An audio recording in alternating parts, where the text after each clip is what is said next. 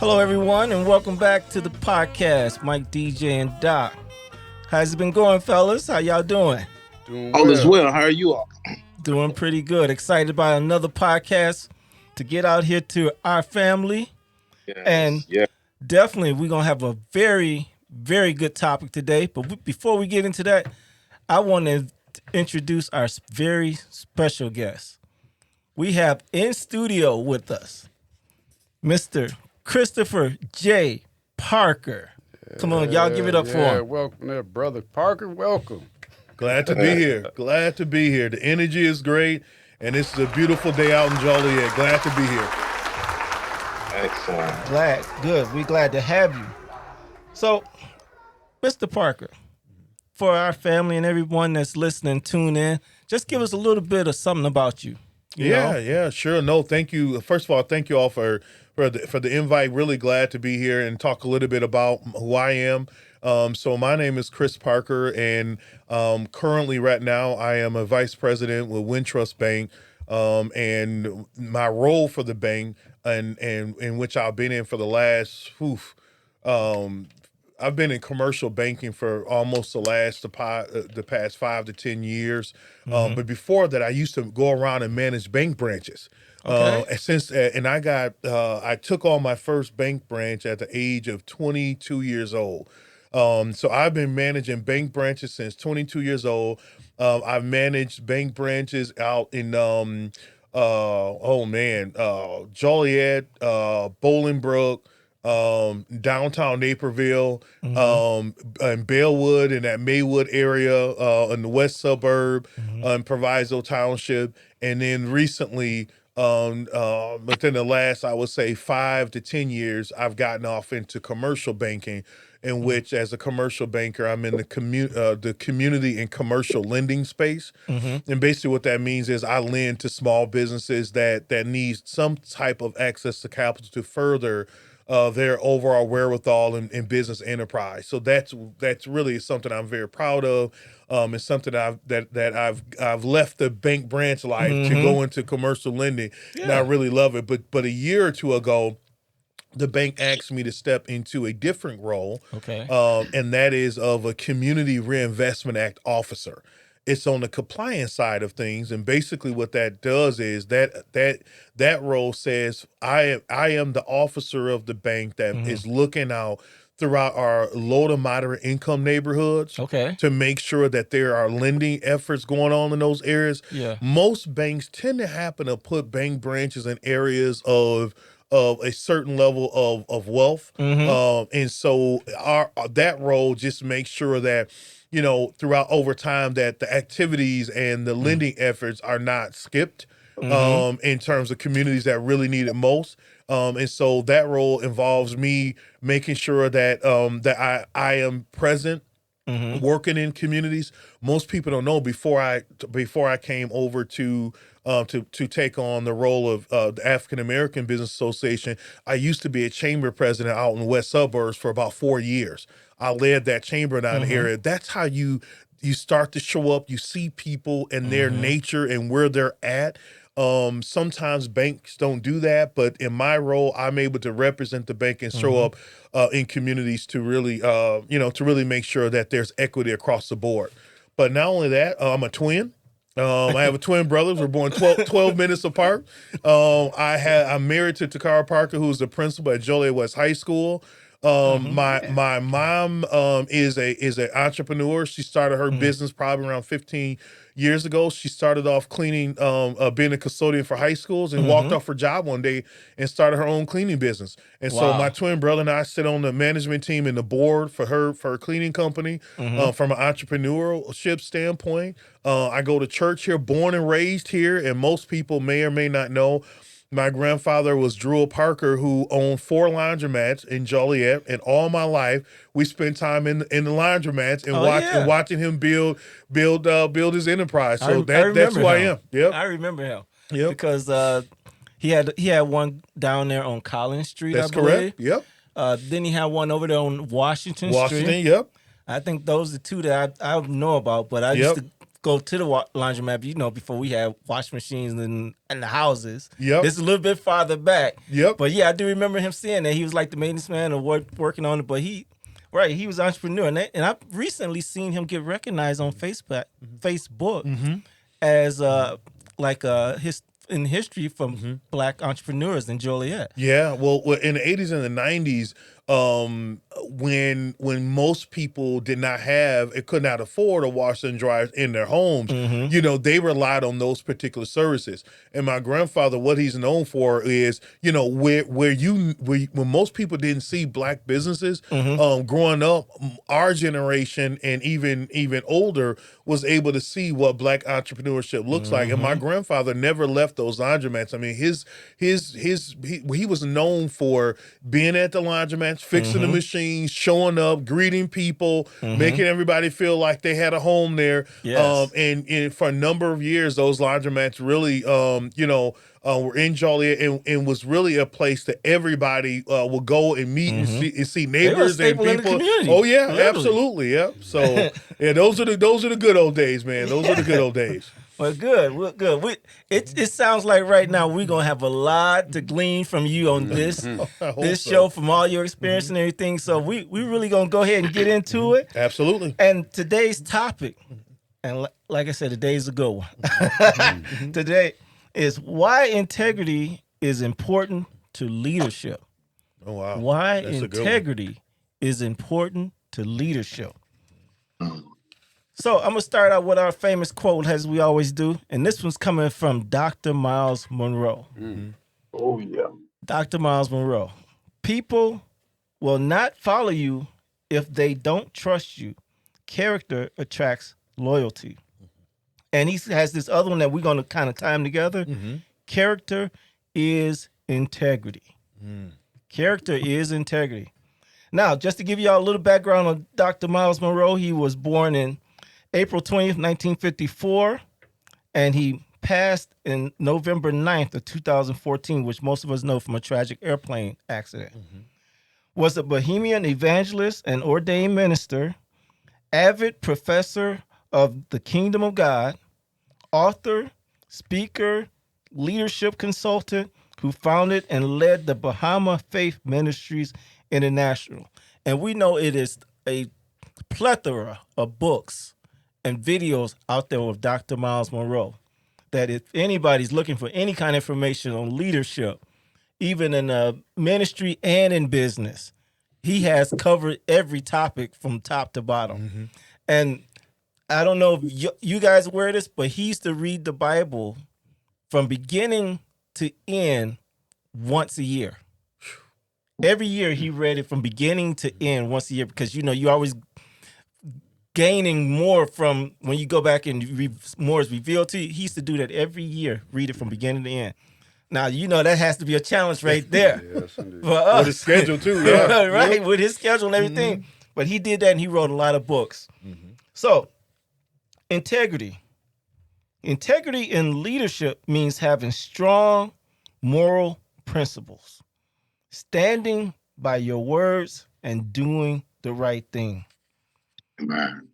Why is integrity important to leadership? Here's some aspect. We're going to start with number one: honesty and willingness to make tough decisions. Because, you know, when you leading people and they're looking up to you when it comes to those tough times, guess what? They want to know that you can make a decision for them.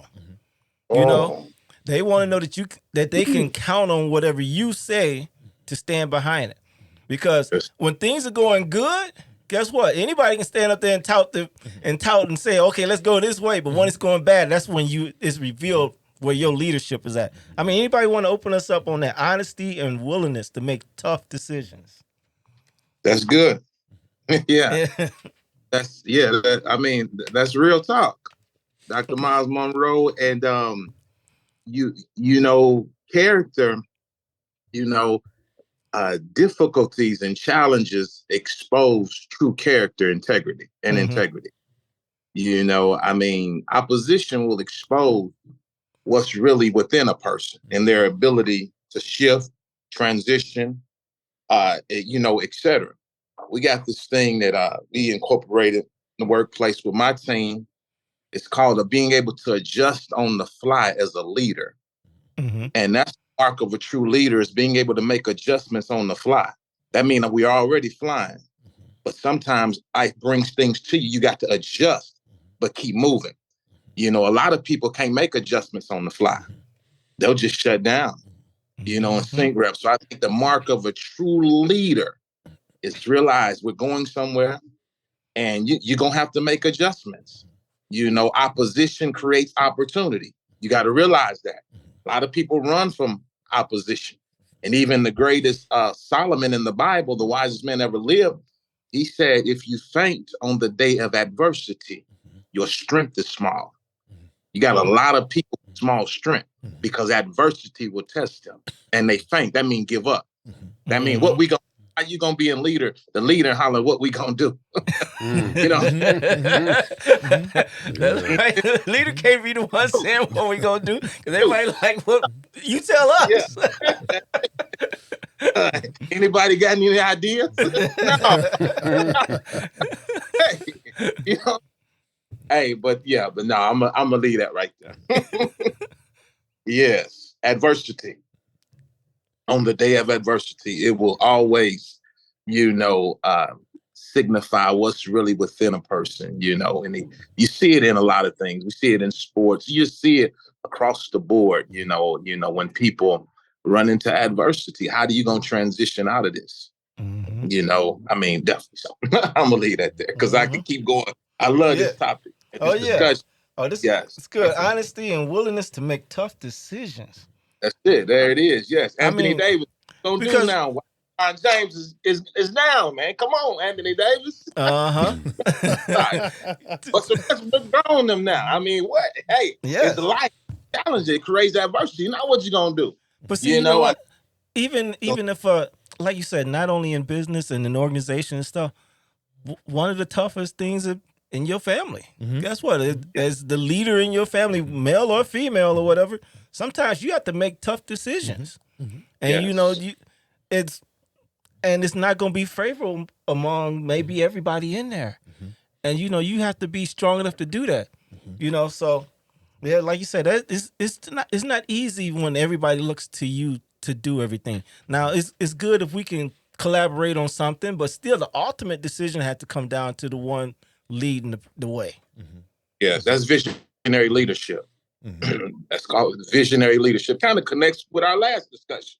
With passion and purpose, yes. Yeah, now you know, and definitely, you know, knowing where you're going. Where are you taking this? Where are you taking us? That's what a family would ask. You know, going with this. Because the family's your first business right there. The family's your first business. You sit down with them, and that's your board of directors, your kids and your wife and everybody at home. Yep. That's your board of directors right there. And you the chairman. Yep. That's you it. know what I'm saying? And you have to look out farther down the road. Okay, well, where are we going? We want the kids to go to college. Well, what we got to put in place before they get there? Or we want to go on this trip. Or what do we got to put in place before we get there? You know what I'm saying? You got to start planting things in order and mapping out a plan of where you headed. You know, or else you may find yourself in a situation where you look back and say, we should have made a decision to go this way, but we went that way. And then now you're in a situation of regret. This podcast is brought to you by Silver Cup Investments. There's so many rewards in life. You coming into our home was one of the greatest rewards we could have ever had. You know, it took 20 years, and I got my third child, who was 17 at the time. It's so cool to watch the adult that you've become, and you really have done as much for us as you think we've done for you.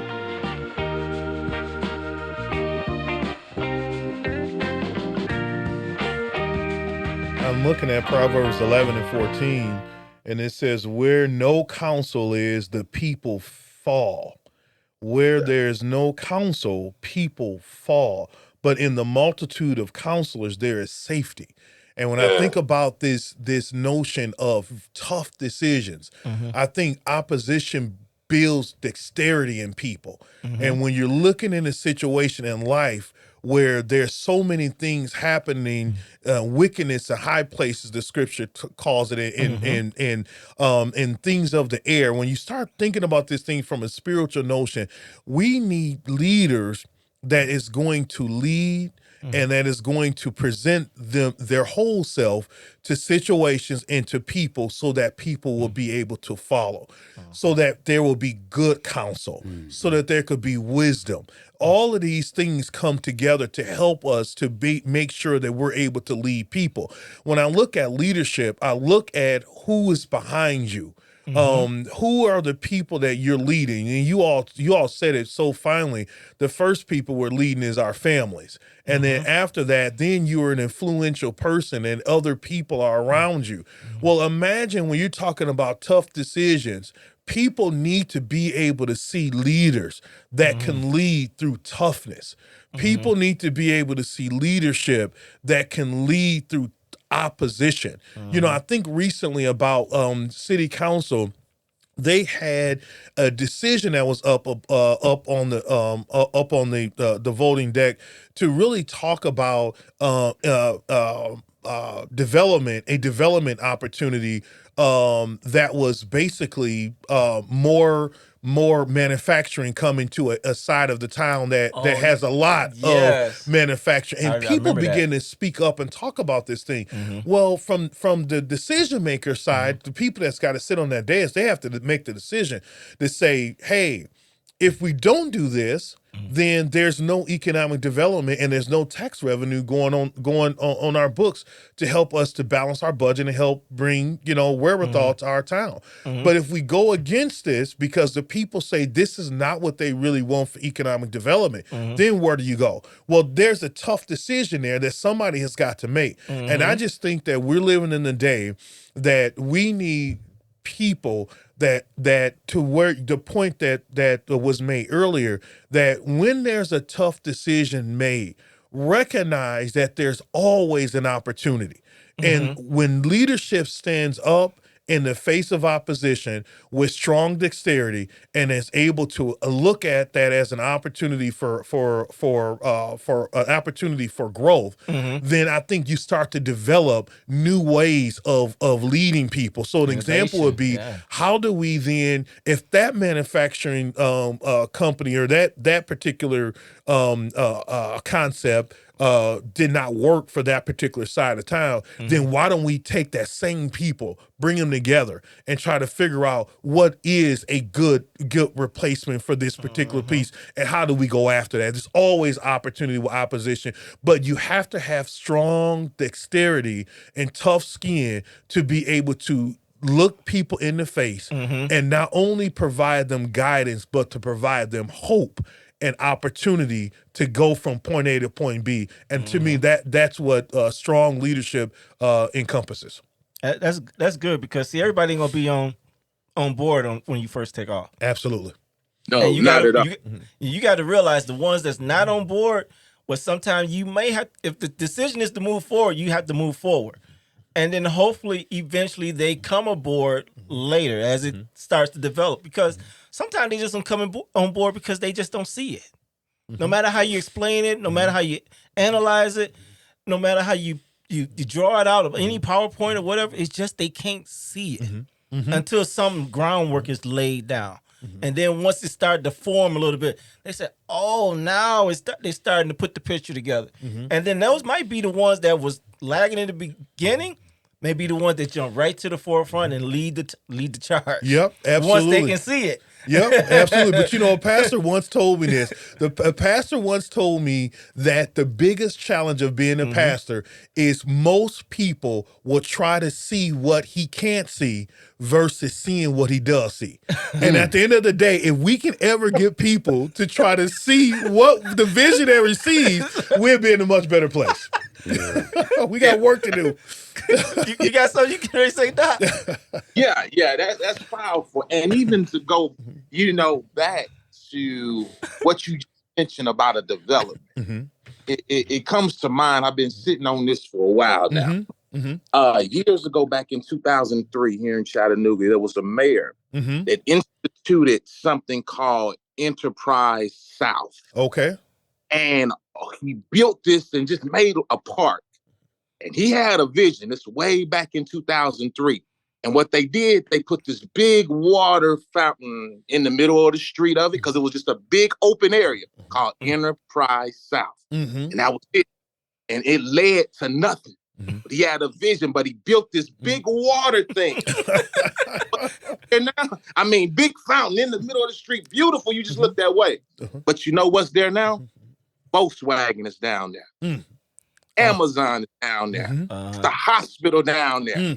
It's, you know, this is one of the top 10 places in the world to live because now it's becoming global. Because now so many enterprises, watch this, come on, and so many nationalities coming in because of vision. It didn't manifest on his watch. All he did was like put the thing there. He knew what he was seeing to come, leadership, and to get people to trust it, to go ahead and get with it, to build that fountain. And now, man, this is one of the top enterprises in the, you know, in the South and top 10 places to live because of the economic wealth that's in this city because one person had a vision. It didn't manifest on his watch. Volkswagen was 2003. All it was a street with a beautiful water fountain. That was it. You know what I'm saying? So he just planted a seed. That's what he did. There it is. And now millions of people are benefiting. Electric cars that are all Volkswagen around the world. Big hospital, Amazon. I mean, big, everything is down that street now. It started off as just a street. All right. Man, I'm gonna jump in. I know I've been quiet, man, but you brothers are hitting on some stuff. Like I keep looking at my little ones because for one, earlier you spoke on Solomon. On the way here, we were talking about Solomon. No joke. Wow. And what you just said, Doc, was how the vision, he didn't get to see it through. He had the vision, and just like Solomon carried on the vision of his father with building the temple. For the Lord that David first had the vision for. So, man, vision is an awesome thing, man. It's an awesome thing.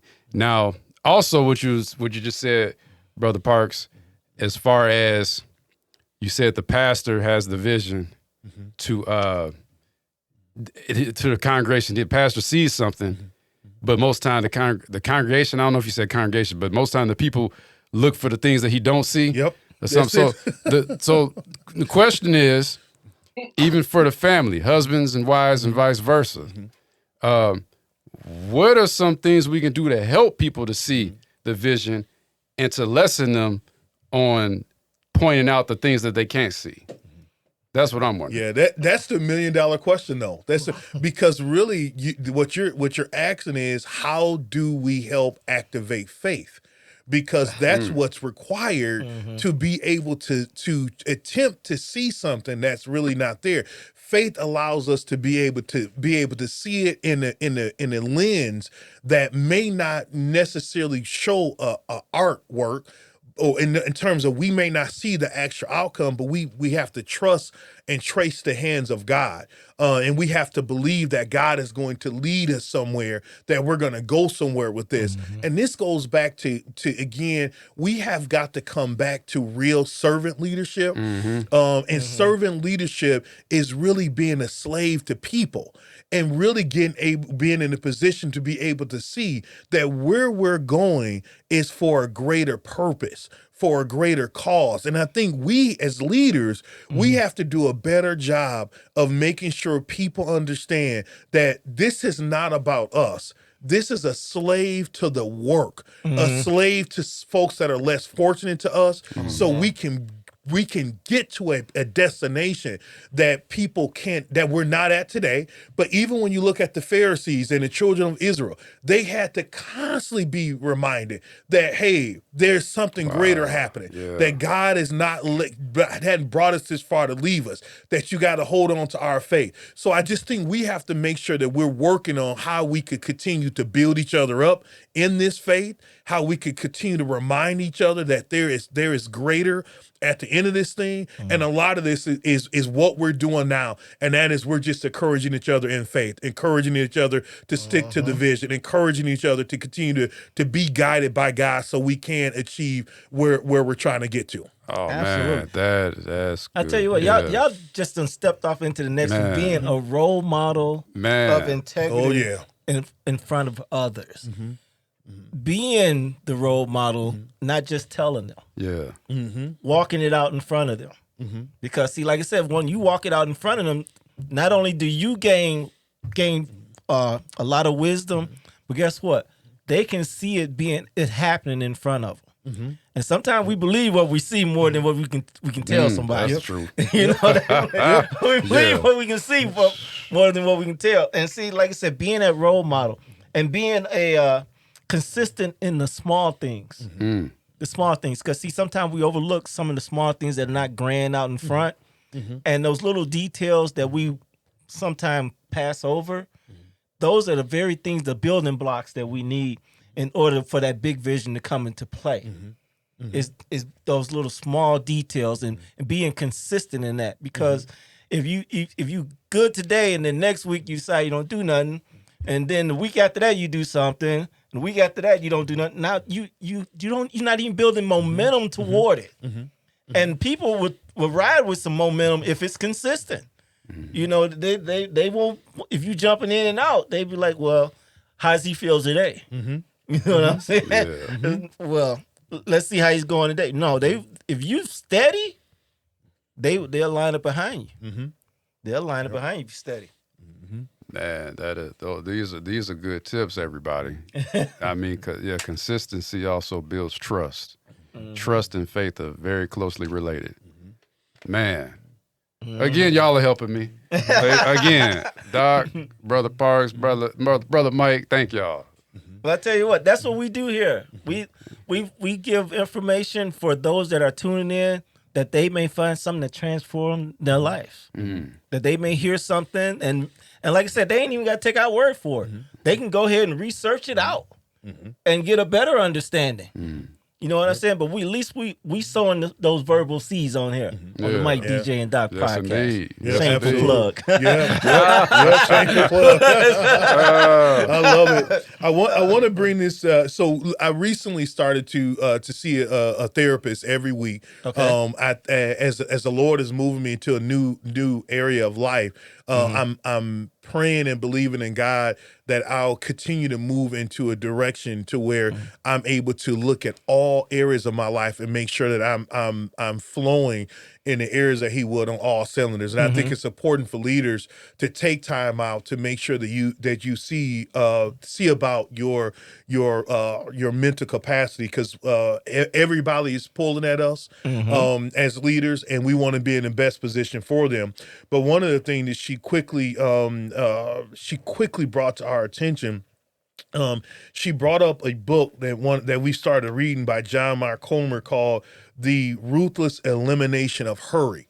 And the book is really talking about what society has come today is everything that we're trying to do is all about hurry, which is why when you mentioned, Mike, that inconsistency in leadership, or consistencies in leadership, is becoming so important. It's because everybody's running around trying to do everything. But what happens is the issues with hurry is normally the devil is found in hurry. Okay. And one of the passages in the book that I really kind of started laughing to myself was, they said, have you ever been late to something and you was trying to rush to get there? And the book says, at what point did any of the qualities of God come into place? love, joy, happiness, peace, long. Any of that stuff goes out the door when you're trying to hurry. And so eliminating hurry allows us to bring our best version, not only to ourselves, but to other people. And we can follow after some consistencies in our life. So we can literally be very, very careful, because when the Bible talks about we're written in pencils, seen and heard of men, believe it or not, most of the time, how we show up on a regular basis, our normal selves, who we are in our authentic version, is how we show up every day. And that's what people have already come up in their mind about you before you even open up your mouth. People have already written, heard of you, and they have already adopted exactly what they feel about you prior to you even speaking. And I want to encourage the viewing audience to make sure